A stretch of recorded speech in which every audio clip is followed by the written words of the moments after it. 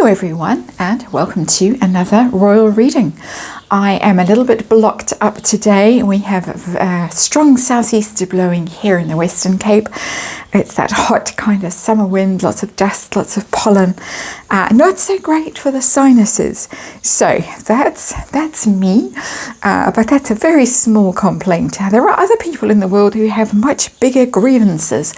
Those would be the loyal and faithful friends and exes of Harry the Spare, who faithfully kept quiet for years, decades, didn't talk to the press, didn't reveal the ghastly things, the dirty secrets that they possibly knew about him, even when he dumped them, even when he ghosted them, even when he didn't invite them to the wedding reception because George Clooney was going to the wedding reception and Oprah and Serena Williams, and didn't have space for Skippy and all the rest of them.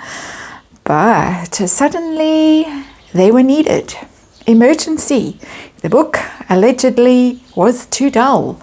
And so it needed to be sexed up. And this is according to the Sun newspaper. Needed to be sexed up.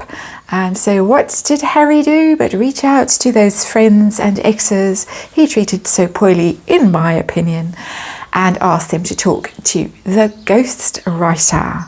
And what did the friends do? Go to hell, the friends said. The most of them sent Harry packing, apparently. So let's have a look. I'm using the Shadowland Tarot today because we are dealing with shadow behavior, sort of grubby behavior, bad behavior. Despicable behavior. And let's remind you, this is all just my opinion. This is a tarot reading for entertainment purposes.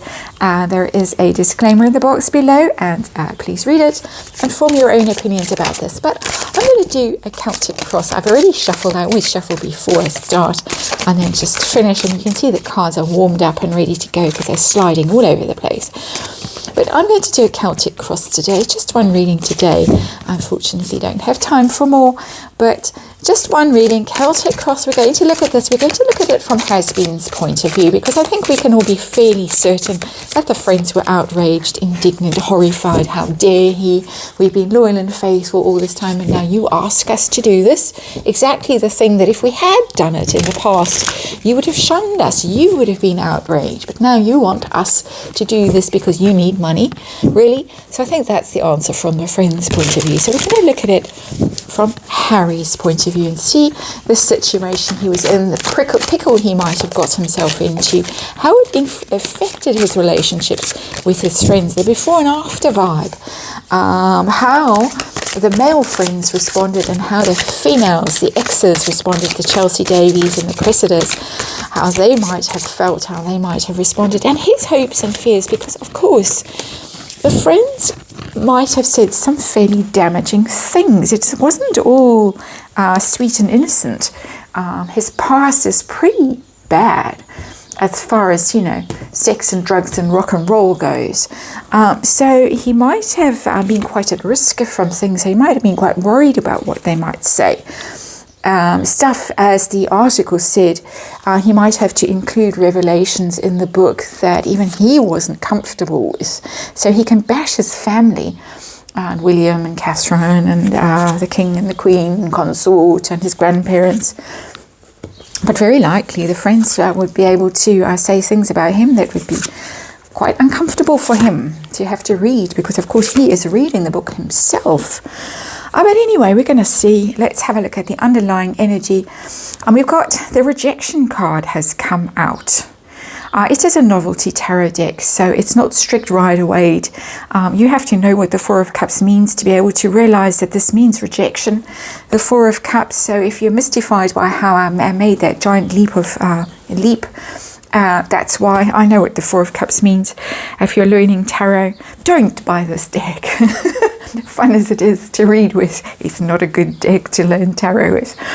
It's great fun to read with, though. Four of Cups is the nah, I'll pass on that, thanks. It doesn't excite me, it doesn't interest me, it's bored, it's apathetic, but it's no. It's a rejection card.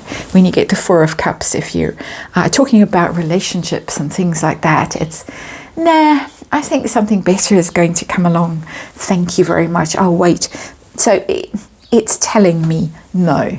It's telling me that there was a rejection. There was a no. It's not angry kind of rejection. It was just, no. No. Doesn't float my boat. Not interested. I'll pass. And down the line it went. I'll pass and that. So let's see the situation that Harry was in. This is a bit past this energy. You'll see, I always tweak these Celtic crosses that I do. This is past the situation that he found himself in at the time. We've got the Nine of Cups. This is the wish fulfillment card, the dreams coming true, the good life, living the good life, the self-indulgent card, everything coming up roses, but in reverse. So it turned out that this book, this life that he was living, did not fulfill him. It wasn't the dream that he thought it was going to be. Actually, it was quite unpleasant, quite miserable, quite difficult. He thought it was all going to be lovely. It was promised to him that it would all be lovely. He makes it, off you go to California. It'll be fantastic, but actually not fantastic.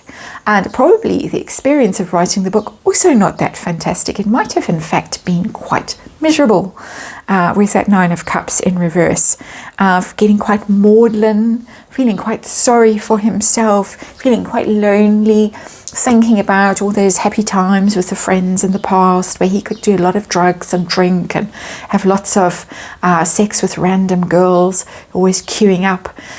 This is my opinion. But no, his life was like that. And then suddenly it wasn't like that in Montecito with the wife, the claw, firmly attached to him. So it's just a miserable energy. So what was the problem? What was the problem with the book? Maybe the book was also, let's take our attention away from his pathetic life and look at the book.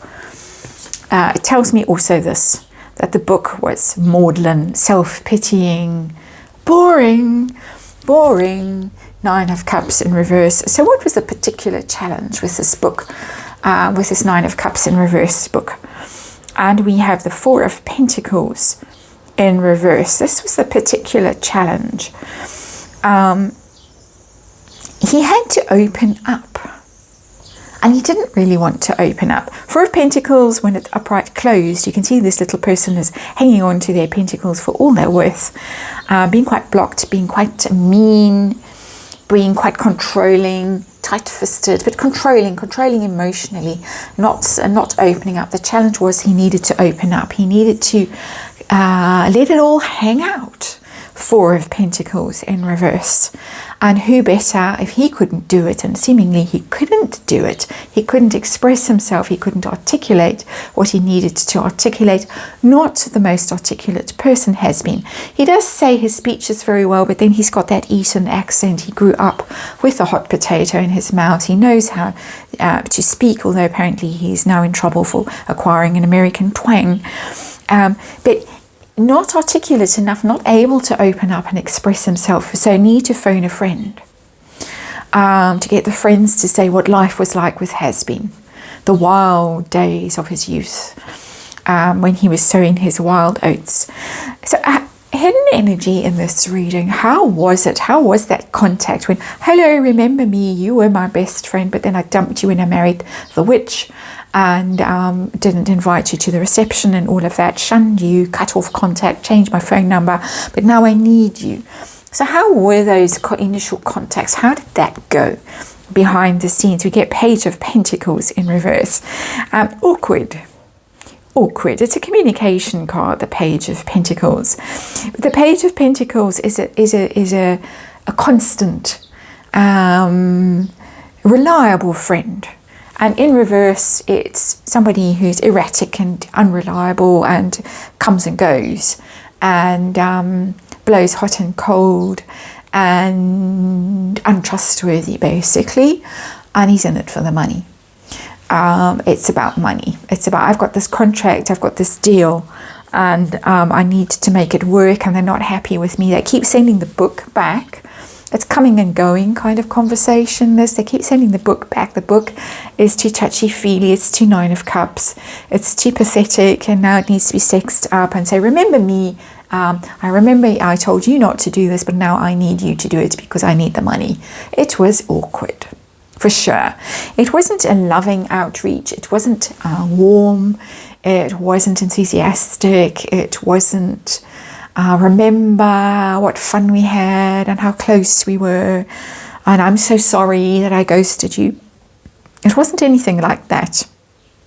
It was cold, it was matter of fact, and I think the response was equally cold and matter of fact. Let's see what he wanted. What was his goal with this little outreach phone a friend a program? 2 of Wands in reverse. Well, this was the plan that wasn't working out with the ghost. A ghost has oh, I do love tarot.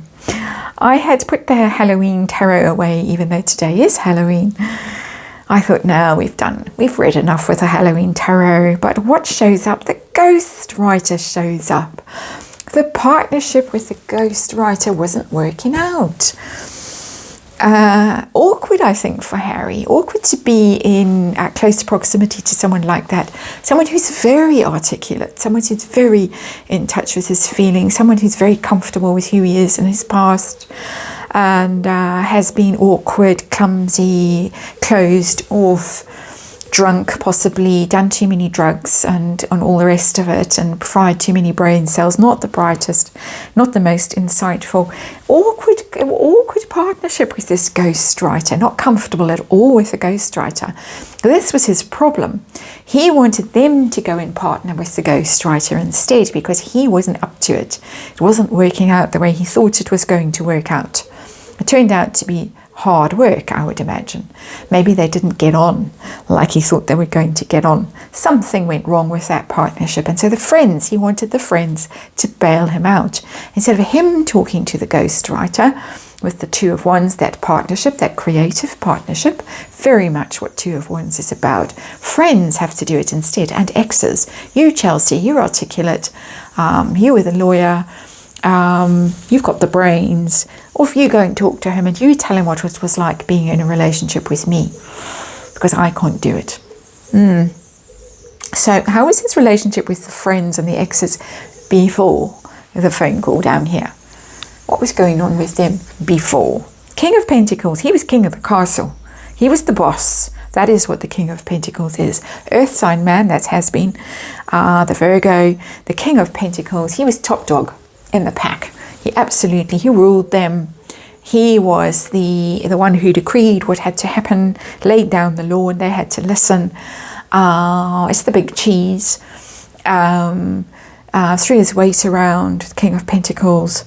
How is it after the phone call and after the no? How are things with him? Knight of Pentacles. We see he's been demoted. He's gone down from king to knight. And it's a lovely Knight of Pentacles, a slow-moving energy, the snail clutching his bag of treasure.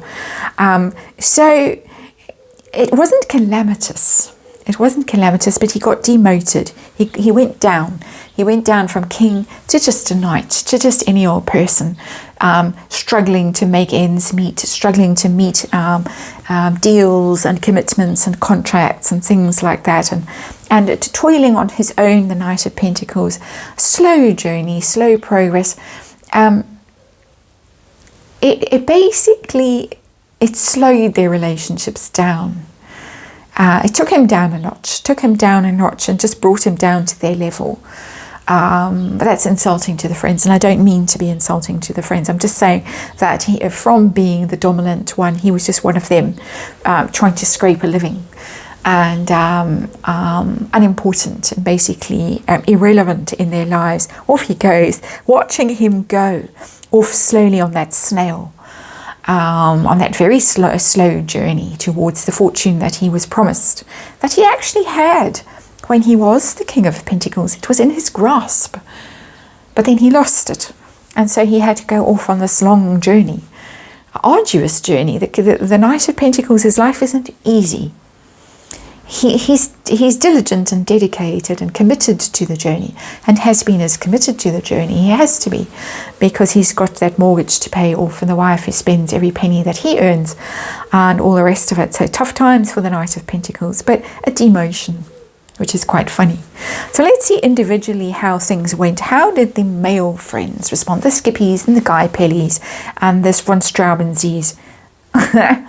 That's literally no, we're not going to talk. 8 of Wands in reverse. No. Blocked communication is the 8 of Wands in reverse. Absolutely not. Absolutely not. He might even have been so cowardly that he sent emails and didn't get on the phone, because it's a good email card. Or some sort of messaging system. It's not necessarily a phone call, a direct communication. It's going through the ether, the 8 of Wands. So emails and things like that, and maybe even from that Hotmail account, maybe even from the ghostwriter. These are their email addresses. You contact them and ask them if they'll talk. No, blocked, not answering. Absolutely no, we will not do this. You told us never to do this, and now can't believe that you are asking us to do this. Absolutely not. It's very, very, very clear. Interesting. So how did the Chelseas and the Cressiders go? What was their response like? The Empress. And it's very funny, because in my mind, as I was doing this reading, as I was thinking about it, thinking the questions I would ask, I always write everything down, as I always tell this to you. I've got my scrap of paper here on the tarot table. You can't see it. It sits over here. I'll show you. There it is. Proof of the piece of paper, but my writing is so terrible I won't show you. In my mind, the whole way through, I was thinking about these girls, and they're not girls, they're in their 30s now. They are both young mothers. Both got new relationships, lovely new relationships. I'm very, very pleased for both of them. They've both got new babies. They're mothers. And this is their focus. So they weren't rude. They just said, we're busy. We're busy growing and nurturing and being goddesses and fulfilled in our own lives. And why would we look back at the past with you ginger whinger, you wretch, with your little lady fingers and your scraggly red beard? Why would we bother ourselves with you and your ghost that you can't get on with over here? Why would we do that? Our lives are so much better without you. I mean, look at this card. It's beautiful, absolutely beautiful. Thriving. They are thriving, both of them.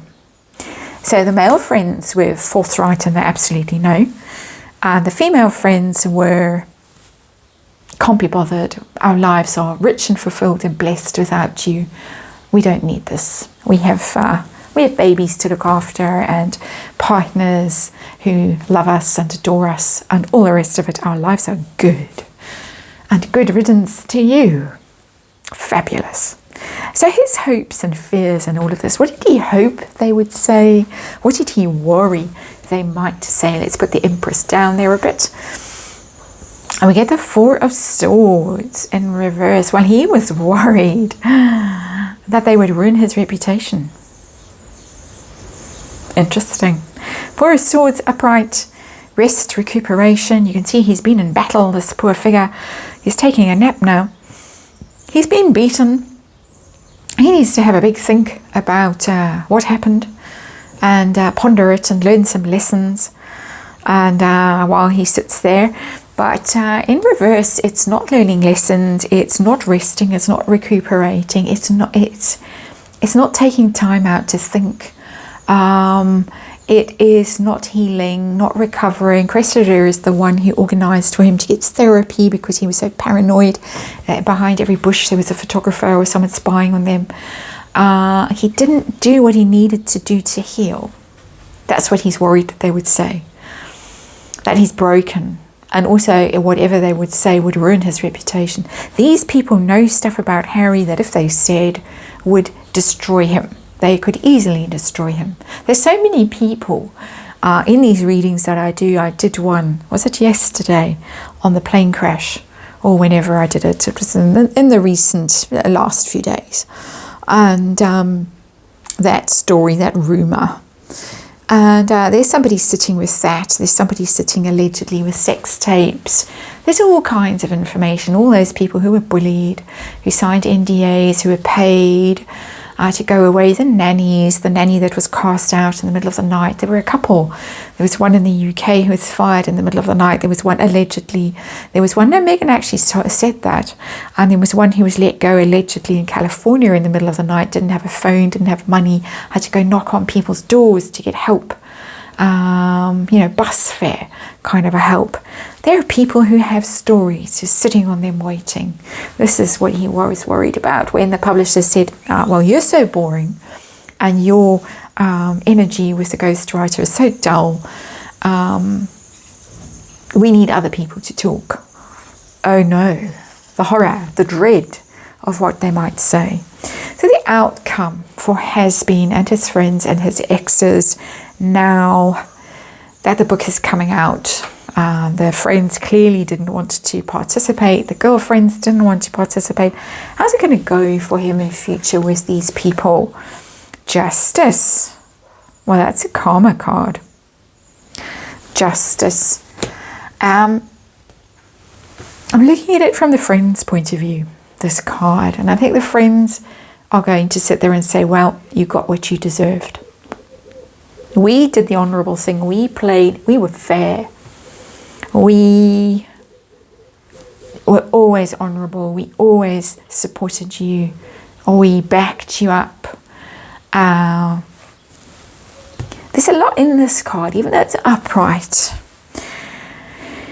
There's always a rumour that the friends would fight back, would clap back if he said things that were untoward, if he dragged them into the mess, things that they would rather forget about in the past. Everyone grows up, everyone does things in their past. Well, most people do have moments that they're not so proud of.